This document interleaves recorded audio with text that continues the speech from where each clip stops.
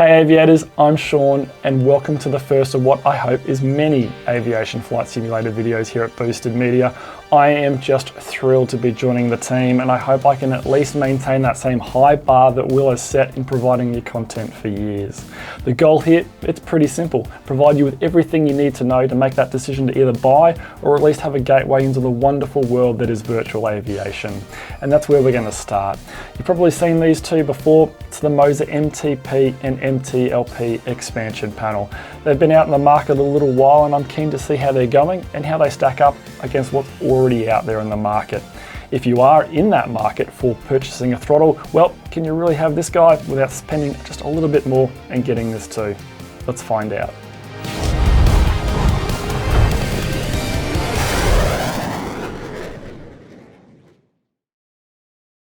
Before flying into all that though, I do want to thank MOZA for sending these ones through to us. If you do like these or any of the hardware you might see on today's video, head over to boostedmedia.net/flight where you can land yourself a pretty good discount and support the work that we do here at the channel. Also, if this video or looking at me for that long ain't your thing, you can also find a written review on our website. Finally, as is the case with all reviews here at Boosted Media, no third party has any input into the work that we provide. The information I give to you is through my own observations and testing only. With the pre-flight checks done, let's jump into it. Kickstarting our review, let's get some pricing information out of the way. For those paying in US dollars, you're looking at a starting price for the throttles of around $329. If you do like what you see with the expansion panel, that's going to set you back a further $149, taking you to $478. For the Aussies in the room wanting to do the same thing, your throttle price, $599. And going with the added expansion panel, that's going to set you back a further $299, taking your total to $898. At the time of recording, there was no combo pricing available for buying both these together. The only thing you might save here by buying them together is some shipping. So what do you get in the box? If you're buying both these together, you will get a light reading material. If you're buying just the throttles, you'll probably just get one of these. When I say light, it is a pretty light. There's not much to these. There's not much to getting them connected either. You do get a tool bag for both of these. In that, some Allen keys and some bolts. You use the bolts to strap these together. The Allen keys you can use to help you do that, as well as adjust the throttle tension and the detent system. You get a couple of cables. Buying both these, you get two sets of these. It's a USB Type B to Type A cable, and you get one of those RJ11 data cables. In terms of sizing for the throttles just by themselves, you're looking at around just under 19.5 centimeters wide, about 7.6 inches, just under 28 centimeters in terms of its overall length, about 10.9 inches, and with the throttles in the upright position and your tray table securely stowed, it stands about 21.6 centimeters tall, about 8.5 inches. Weighs in at 2.1 kilos, that's about 4.6 pounds. And in terms of its overall dimensions, when you bolt on the MTLP expansion panel, if I could ever do that in one take, that length grows to 38 centimeters, about 14.9 inches, and now weighs in at 6.1 pounds, about 2.8 kilos. In terms of the materials used, it's pretty consistent with what we see in this price range, primarily a composite plastic frame and shell that make up these throttles. There is a nice decorative plaque down the left-hand side that sports the MOZA logo. It does actually a pretty good job of breaking up the darkness in these throttles, I find. Going around the back, you've got a couple of holes for mounting that MTLP panel. You've got a USB Type B port and an RJ11 transit data port. I'll speak to more in just a sec. Going down below, you've got a couple of anti-slip mats here to stop this sliding or dancing all over your desk. And you've got some brass fittings here to allow you to mount this to either sold separately, the MOZA mounting plate, or your home cockpit. Sprawled across the top of the throttles, we have a very well laid out grouping of sub-panels finished off in piano black, fingerprint-loving backlit panels. All the writing spread across the entire throttle is easy to read, both in the lit and unlit conditions, and the switches and knobs are all sort of broken up into their own respective areas, denoting their responsibility, which I like. I think it's very, very well laid out. Taking a deeper look at the face itself, we've got a slider here, which is a 0 to 100 slider. There is no center detent on that guy. You've got a flight control reset switch. We've got a takeoff trim push switch with rudder trim adjustment knob. We've got some switches here for lighting and some infinite rotating knobs just here for the position and formation lights. We've got an engine crank switch that goes left and right, as well as a center position. That may look up and down for you, but trust me, it is left and right. We've got an APU switch and an APU ready light by the looks of it. We've got a 3-position probe switch. We've got, I'll get these guys out of the way. We've got a radar control knob with the 4 positions of the radar. We've got an INS knob, which is an interesting choice. I think that's some very premium real estate just there, and I'm wondering how useful that is. We'll find out throughout this review. We've got a FLIR switch. We've got a laser target designator switch with a different head on it, which is nice. We've got a laser spot track switch. We've got some left and right gens and a 3-position battery switch. Got a light control knob just up here in the corner, and then we've got our throttle adjustment for the tension of the left and right throttles. And then finally, which we'll go into in just a second, is the throttle detent system. Looking at the throttles themselves, it's powder-coated aluminum on the top. It's cold to the touch. We've got some plastic finger lift paddles just here, which are activated here through going up and over the gate. They are plastic, and there's some springs just here in the center of the stalks. When the throttles are pulled all the way back, the springs are engaged and pulled apart, and then when you sort of click it over the gate, they sort of contract a little bit there. And I think that's probably the position, if you are going to store this for a long time, sort of click it back out of the gate so they're not all the way in the back position, and that might save your springs some life just there. Looking at the heads of the throttles themselves, we've got another couple of collection of buttons just here. We've got a 3-position switch on the end. We have got another joystick just here with center position. On the right throttle head, we've got some multi-position switches and a speed brake switch and another push button. Hidden away is another 3-position switch just here with push button as well, which I appreciate. It's always a bit of a challenge for vendors that are sort of building a product that's sort of true to form to a particular aircraft type. The real aircraft's only got so many buttons on the throttles.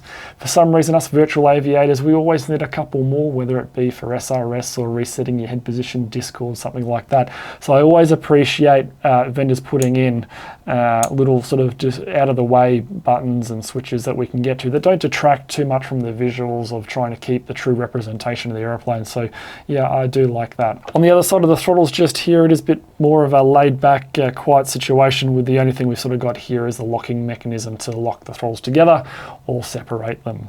In terms of adjusting the throttle detent for the throttles themselves, it's a case of getting your trusty Allen key here, or the one included, and the hex bolts you've got on the bottom and the top of the throttles just remove here. Simply push it out of the way, give it a little bit of an insert. That one there, pull the throttle back, one just here. There we go. Don't drop it. Chuck it there. And there we go. Put that to the side. Okay, here we've got the throttle detent system. It's just a simple piece of injection molded plastic. You've got these 3 little notches on top, also injection molded. They're secured to this frame by 3 hex bolts that are then secured on the other side by some countersunk hex nuts just here, which don't fall out when you undo them, which is always nice. You've got your 3 detents. Your first one's from sort of engine shutdown into run. You've got your center detent here, which I remove for Hornet flying. And then lastly, you've got your afterburner detent just there. Shifting our attention to the much smaller MTLP expansion panel, pretty consistent use of materials here with the throttles, plastic composite construction. You've got the decorative plates down the side to break up that darkness. Going around the back here, we've seen these ports before. You've got the RJ11 transit port and the USB Type B port. Going underneath, there's more anti-slip rubber there to help you from to stop these sliding around your desk, and you've got another couple of brass fittings there to mount it to your cockpit or mounting plate. On the front face of it, you have about what I'd expect to see. You've got your hook extension and retraction handle. You've got your station select and ejection system here. You've got an all metal parking brake that allows you to put it into multiple different positions. You can pull it out where it's locked in position, push it back in and twist it and pull it back out, and you get that spring-loaded return to center position, which is great to see. You've got your 3-position flap switch here, and you've got your anti-skid switch here that has a pull-out to activate the system in it. You've got your launch bar and your landing lights, and finally your gear extension handle, which operates in a very similar way to your hook. You're pulling it out and then sort of over the gate, and then it goes back in to activate it. Noting the things that I really like here, you've got some metal on all the stalks of the handles. These things take an absolute beating, especially in VR. If you're one of the lucky pilots to have invested in some motion on your rig as well, getting jumped around and thrown around all over the place and then grabbing your handles and things like that, you know, you're putting some extra sideways pressure and up and down pressure on it. So it's really good to see that those areas, or those handles that take a beating, have been reinforced. I also like the fact that you've got 4 different knobs here. It really helps the knob that's flying, especially in VR. Grabbing your different switches allows, or having them with different heads allows them to very quickly be identified. The last thing, or the worst thing that I hate doing, is having to count switches across a product to try and find, oh yes, that's the flaps or the hook extension. So great work there in being able to distinguish the difference in those switches. Alrighty, before we jump into the cockpit, let's jump into the software. Before we jump into the software, let's talk about the fact that I have now removed that center detent there. That little detent in the middle that gives you a nice little bump into the middle of your throttles. Not needed for the Hornet, simply leaving the, when you come out of the gate, into run, and then a nice smooth transition right through up into the afterburner detent. Alrighty, what we've got here is the MOZA software. Anyone that's done any sim racing with some MOZA software recently will feel right at home with the software here. So glad that they brought this across from the racing world and then sort of deployed it for flight simulation. If you haven't seen this before, this is what it looks like. You've got some information up the top about some of their other products, which is nice to see scrolling through. You've got a high-level overview of the products that they've got in the application. Down the right-hand side, this is what we'll spend some time on in just a second. And then on the bottom left, we've got some information there, or some buttons there around presets and application settings. So right off the gate, let's start. You've got a Windows Game Controller button here. That's going to bring you to your Windows Game Controller settings, or a list of peripherals connected to your computer if you need to go spend some time there. Before we go jumping through the different products that you can get through, we'll just go down the games list here. So not uncommon for sort of more detailed devices that have extra features that require telemetry. They need to get that telemetry through either connecting to the software directly or through a plugin that injects the telemetry or exports the telemetry of the game sending to the device so it can replicate what it needs to do. So that might be lighting, it might be a whole bunch of other vibration settings and things like that. And this is where you would configure them. So for DCS, which is what we'll do our testing in for our flight today, if you go into config, you can see that I've already set the game installation path and the user data path, and you can see you can remove the script, back up the script, or view the script and set it here to export the telemetry. It's a similar case for things like Flight Simulator and X-Plane. They've got a similar sort of methodology and pathway to follow as well. Before jumping into the devices, let's go and have a look at these buttons down here. The first one is our preset button. So this is where you can load presets that are already in the software from MOZA, or you can export and import community-made presets. I love that we can do that. That's a really nice feature. There's one little small caveat here for me that I get a little bit disappointed on, and the fact that is no cloud sharing of profiles in the application. I'd love to see a nice little wet tab here where instead of local preset you can click on cloud, and you can sort by most recent, top downloaded, highest rated, and you can simply just share your profiles like that. At the moment you're sort of sharing them on forums and in Discord, which works out all right. The Discord for MOZA is really active, and there's some great members in there that are doing some amazing work in configuring these devices and sharing them with the community. But it still would be nice to have that all together in one application. So you got a long list here of presets to play with. A lot of these I note are for the AB9 force feedback stick, but I'm sure more will grow through here over time. Over the top right, you've got some settings in and around how the preset will work. and then you can sort of filter by the device and game up here or search for a particular preset. Going down the list here, we've got the high-level overview of the firmware that we've got for our devices. At the moment, I am up to date with all the firmware. The devices I received had the latest firmware. I didn't need to do any updating. Further down here, we've got the settings page. Here you've got a list of settings for how the app's going to function and look. We've got a report error button here that I really like. Big fan of being able to report straight to the developers about situations that are unfolding in their software or their devices, and you can easily do that through this. The updates button, again, easy and central place to update your software. It's all done in app. I don't have to go to a website and go scrolling through their site to try and find the latest version. It's all here, and it's telling me what's in the software as well, which I really like. A little bit about them, sure, why not? And then the experimental page here, where you can got experimental firmware command, where you can go back in history, or you can sort of roll forward to software that's potentially coming and try beta software, or you can roll back to some other software if you're having difficulty. Really like the fact that you can do that. That's really nice. And then sort of miscellaneous of some other general app settings there for information and pop-ups and things like that. Alrighty, returning to the home page here, we've got the devices just here. As we only have the MTLP and MTP and MTLP, I knew I'd stuff those up through this video sometime, connected. We're using a different flight stick and rudder pedals for this review. We'll only sort of focus in on this, but you have got many others that you can sort of go through just here, and not that you can sort of change anything with the device not connected, but there's a host of settings across all their sort of products. Focusing in on what we've got connected though, this is the throttle and MTLP overview panel, and as you can see, pretty busy, but it's fairly easy to make out, and I quite like the design and layout of this page.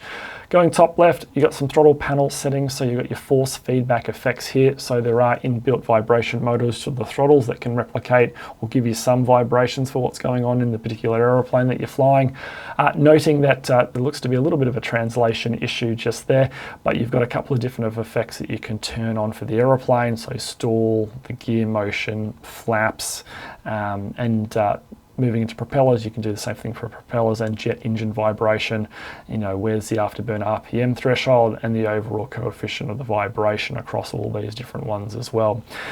One thing I think that's sort of missing here that I'd love to see is just a simple test button, or where when you grab the particular slider, it then gives a slight vibration at that particular vibration setting, so you can kind of see the overall vibration intensity. It would be nice to see. I know that other software in this market, sort of with competitors, do that, but again, it's something you can just adjust once you're in the aeroplane. Moving down here, you've got panel lighting mode. So you've got three options for this: telemetry, device, and manual. Telemetry, using that plugin that we installed and configured before, will get the current switch status of the lighting panel, whether the aircraft's powered and things like that. And that lighting information will be transmitted to both the MTP throttles and the MTLP panel on top of it. Device hands over that authority for brightness control to that manual knob that we've got on the face of the throttle, and then you've got manual, which is simply grabbing the sliders here to adjust both the MTLP and the MTP panel separately from 0 through to 15. After that, you've got your switch handle calibration. So the MTLP, like we spoke about before, has a gear handle and a hook handle. They're three positions, and you can configure those or calibrate those through that button just there. And then finally, we have the throttle detent settings. This can look a little bit busy here, but it's pretty straightforward. You've got detent button mapping, so depending on the particular location of your throttle, you can have it mapping and pressing a particular button in game. At the moment, you can see down the bottom here with the throttles in the back position or the shutdown position, we've got buttons 74 and 75 illuminated. If I come up over the gate, buttons 72, 73 are illuminated, and then we sort of go through into the afterburners, and 76 and 77 are illuminated. You can calibrate where idle is and the afterburners with these buttons here, and then below here This is basically a slider that you might have to play with a little bit to get right, but when the throttle is in afterburner position, it corresponds to 79% of the aircraft's throttle travel in-game. So just trying to mirror that up with the Hornet when you hit the afterburner. I've landed on about 76, but you might be different. Okay, returning to the throttle and MTLP page, we've got some axis calibrations here. So we've got the left and right throttle calibration. We've also got that mini joystick that's on the top of the right throttle. Here you can see me moving it around now. You've got calibration for your horizontal and vertical axis on that. And then finally, the slider that we've got on the bottom right of the throttles there, you can calibrate it just there. Got the current switch position on the right there of every switch knob knocker on this thing, which I like to see. And overall, it's a fairly clean place and great place to configure your peripheral. So here we are on the deck of the supercarrier in the Hornet. Let's get this thing powered up.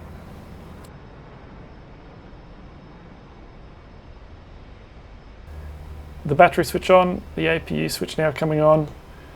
Let's see if this APU light lights up.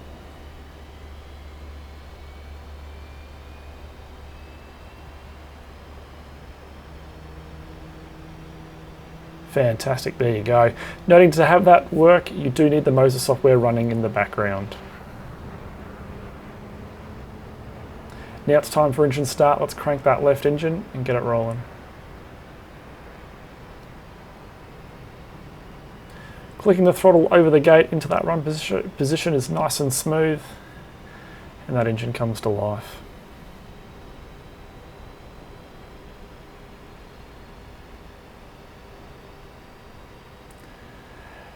There we go. Now it's time for the second one. Let's get the second one going and get the rest of the plane booted up.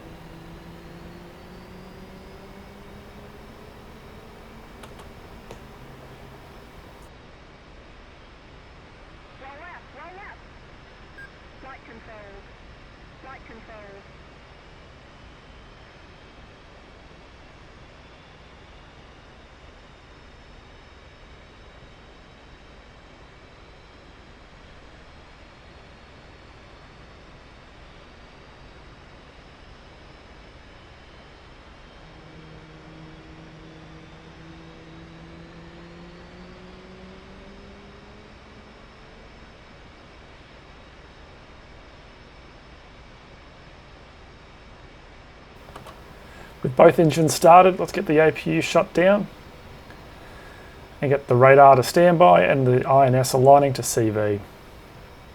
And as you can see here, with the software running and using the telemetry for the lighting control, you can adjust the console brightness of the main throttles through the console knob, and it's a really nice touch that through the instrument knob, for brightness you can adjust the MTLP.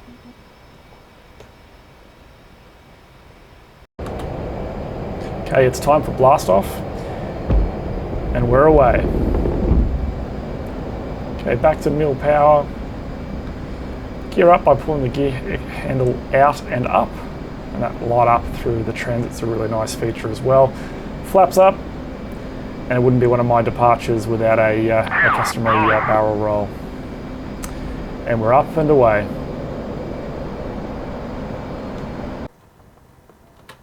Okay, so here we are coming up behind an S3B Viking. It's time for the probe to come out and for us to start the approach. I chose this particular event because I wanted to feel the throttles through their motion when they're locked together, but also, like I'm doing now, split those throttles and allow me to walk the throttles on to aid me in my approach to refueling. And we start our approach now. I've got the throttles split and I'm simply twisting my wrist there and walking the throttles up to start my approach. What you're seeing here is a terrible pilot over anything wrong with the device. Through this whole event, I found that the throttles were very smooth through their motion, and when you split the throttles so they're working independently, it was equally as smooth. It was more just the fact that I would normally do this in VR, but without any sort of depth perception, it is a little bit more difficult on a screen. And there we go, we're hooked up and doing our best to not take out the Viking aircraft.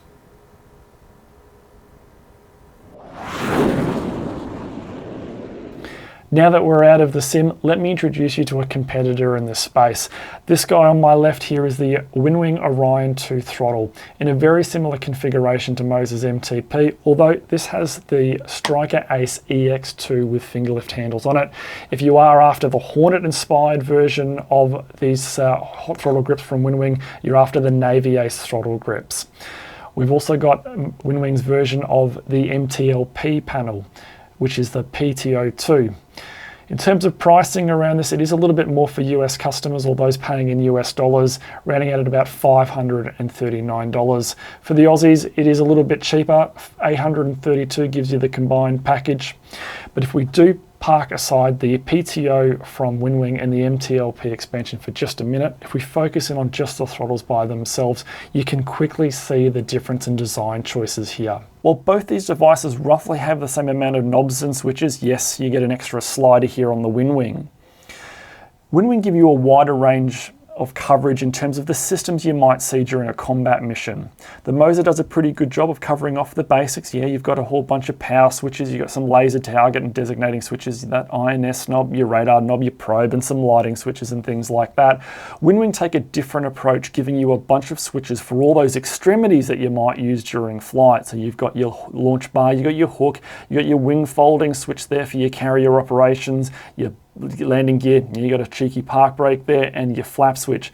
Given it's a combat-inspired throttle system, you're also getting things like your air-to-air ground mode, and your air-to-air mode, your air-to-ground mode, and you've also got a master weapons switch just here, and you've also got a selection of autopilot switches there to keep you flying straight and true. What that means is the WinWing is covering off a lot more of the wider functions you'd come to use during your combat flight. And if you did want to expand on what you already see here, going and picking up the WinWing PTO2, yeah, it's giving you a couple of little bits of extra functionality, really is simply providing a duplication of what you've already got here on the base throttles, perhaps freeing yourself up to reassign these to something else. Back on the MOZA side though, all those key functions are not here, and it's proof to me that perhaps you really can't have the MOZA throttles without the MTLP panel. But don't get me wrong, the WinWings aren't faultless. In VR, that's a very, very busy panel. There's lots of accidental button pushing, and the knobs across the top, well, they are all the same knob type. And that gets a little bit challenging, especially in VR, but even when you're out of VR, when you're just busy flying and you're trying to work out which knob is the knob you need for, say, landing gear or things like that, you end up counting from the left or the right.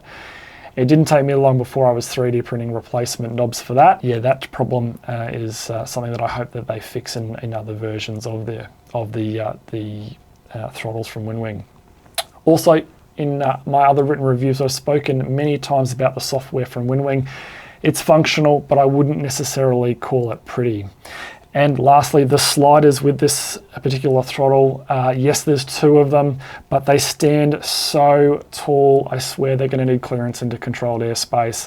They just do get in the way. They stand about 2.5 centimeters tall, about 1.5 centimeters clear of everything else, and you're forever knocking them. So much so, they became so much of a problem that I ended up disabling them and not using them when I was flying using these throttles. So nothing's perfect, and it really comes down to what's your budget and what are you really after in terms of features. Alrighty, well, now that you've seen just how horrible a Hornet driver I am, especially with my air-to-air refueling lack of capability, I thought for this first flight sim video I'd save you from any more judging around perhaps one of my landings, so we'll keep that for another video. But after hours and hours across multiple days of flying with this, let's start with the good. First off, I'm a big fan of the design. If you go with getting both these devices, I love that the throttles are sort of cut there on that angle that sort of, when you bolt on the MTLP, angles it towards the pilot. Big fan of the materials used. Yes, the colors can be a bit dark, but with the backlighting, it's beautiful. And that blackness is broken up by those panels that you've got down the left and right side that make it have a really nice appearance. I'm a big fan that with the backlighting itself, you can control it 3 ways, either with the knob just here or through in the actual simulator itself using that script and the telemetry, or in the software where you can just manually adjust it depending on what you want. Big fan that they've thought about reinforcing the stems here for these handles. Makes it feel, to me, when you're mounting this into a cockpit that perhaps has motion, I feel a little bit more reassured rather, that this handle's not going to break apart or break off in my hand, which would be a bad day in the office. I like the little things. I'm a big fan that it's got an APU light and the gear handle lights up, and I also like the fact that I can start the aeroplane, so power it up, APU, engines, without having to click any mouse in game. It's just all here on the throttles. The throttle detents are a nice touch that you can adjust them as well. I remove them for the Hornet, but the fact that you've got them as well, and they feel great when you come up and click into them, it feels really good. The vibrations for me didn't do very much for me, to be brutally honest. I couldn't get any sort of vibrations or feedback by firing the cannon or firing missiles, and to me the engine vibration in the Hornet just felt like it was running rough rather than sort of providing any real feedback to me, so I didn't really think that much of it. But to you, your situation might be different. You might love having a little bit more vibration there, or having it vibrate at all. In terms of where I think it started to lack a little bit for me, it just doesn't feel like there's enough combat controls on this throttle, and the MTLP included. What do I mean by that? Well, we've got an INS knob, that's lovely. How often is it really going to be used? To me, it just feels like you're putting a doorbell on a tent. Yeah, it's a feature, but how often are you really going to use it? We also have 5 light control switches in this, and to me, I just feel like there's something much more that we could put in there. It's a combat-inspired piece of kit. Where's the weapon mode buttons for air-to-air or air-to-ground? Where's a master arm switch or master caution? And given it, like I said, it's combat-inspired, well, could we have a canopy switch as well, Matt, perhaps? And I think no one would argue that this is clearly designed for the Hornet. And I think a draw card for many, myself included, with the Hornet is being able to land on the carrier. Where's the wing fold switch? So for me, there's a couple of swings and misses here on the selection of what they've included. If we just return to the lights for a second here, the 2 light knobs that we've got here for formation and position, they're simply, as you twist them through the different notches, all they're simply doing is activating one particular assignment in game. So for up it might be button 50, and for down it might be button 49. And as you sort of rotate through the knob, you're just clicking those buttons or assignments over and over again. And for me, it only took 2 clicks of the physical switch, so about 15% of the entire throw of the knob, and I had completely rotated the in-game knob all the way around. So not sure if that's a bug or something on my part. I did try to have a look in the software and DCS to try and fix that, but couldn't work it out. If you do know how to sort that one out, please leave us a comment in the comments below. Also, I had some rocking with this device, both the throttles by themselves and with the MTLP on. So any sort of sideways motion when you've got your hand on the throttle will result in the left side of the throttle sort of kicking up. So I also experienced that with the gear handle. So going and reaching across and lifting the gear sort of towards you and then sort of up would pivot the throttle as well. And I don't think that's helped by the fact that there's probably a fair bit of weight with this mechanism for the throttle arm down this side, not so much perhaps on this side. And then those that remember when we did a bit of a detailed look around the back side of this, those rubber mats that sort of go across the top and bottom of the device, they sort of fall short on this particular side as well. So I don't think that sort of helps with the pivoting either from side to side with this device. Now, if the situation does get a little bit more tough if you're just in the market for throttles alone, if the road will only take you as far as getting throttles and you can't go the extra mile for the MTLP, well, I think this throttle by itself has a tough time when you put it up against some of the competition, and one of those which we looked at in this video. I think some of the competition just come with far more versatile features for controlling things like gear, flaps, hooks, some weapon combat modes, all of which this doesn't have. So I think if you're looking for a throttle, I really think that these both have to come together rather than just getting the throttles by themselves. Although if you do marry them both together, I think they do a pretty good job. If you can get past some of those little niggles around combat controls, I think they do a pretty good job of providing enough for any sort of Hornet pilot to be pretty pleased with. In wrapping this one up, I think both these live together, and I'd love to see some combo pricing from MOZA to help us really make sure that both these do come together. Alrighty, well that's it for this video, our very first flight simulator video. I hope you've enjoyed it as much as I've enjoyed putting it together. Until next time, keep the sky on top and your wings level, and I'll catch you again really soon.